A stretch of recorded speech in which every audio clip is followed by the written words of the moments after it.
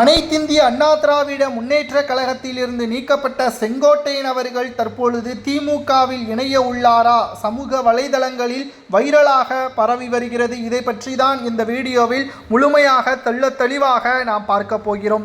சமீபத்தில் தான் அதிமுகவில் இருந்து நீக்கப்பட்ட ஓபிஎஸ் அவர்களது ஆதரவாளர் மனோஜ் பாண்டியன் அவர்கள் திமுகவில் தன்னை இணைத்து கொண்டார்.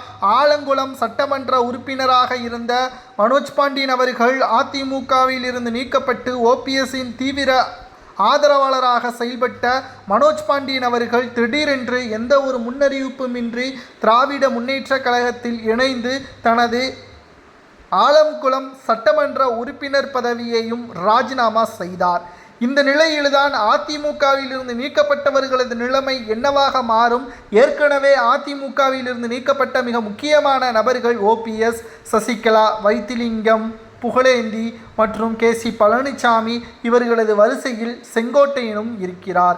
இந்த நிலையில்தான் தற்பொழுது செங்கோட்டையனும் வேறு வழியில்லாமல் கடைசியில் திராவிட முன்னேற்ற கழகத்தில் இணைவாரா என்ற ஒரு கேள்வியும் தற்பொழுது முன்வைக்கப்பட்டு வருகிறது. சட்டசபை தேர்தல் நடைபெறுவதற்கு இன்னும் 6 மாதங்கள் தான் இருக்கிறது.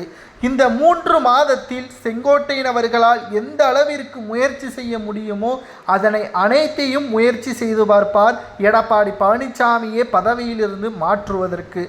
மேலும் அது அனைத்தும் தோல்வியில் முடிந்தால் வேறு வழியே கிடையாது.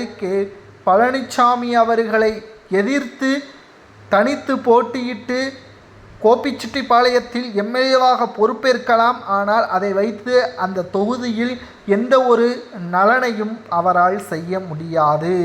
மேலும் திராவிட முன்னேற்ற கழகத்தின் கூட்டணியில் அவர் சேருவாரா என்று கேட்டால் அதுவும் சங்கடம்தான்.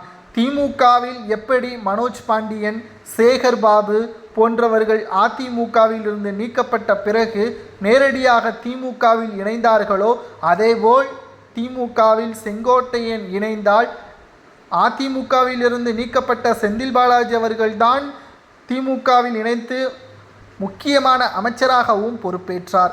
அதே வரிசையில் செங்கோட்டையனும் வருவார் என்ற தகவல் தற்பொழுது கிடைக்கப்பெற்றுள்ளது. அடுத்த 3 மாதங்களில் திமுகவில் இணைவதா வேண்டாமா என்பதை எடப்பாடி தான் முடிவெடுக்க வேண்டும்.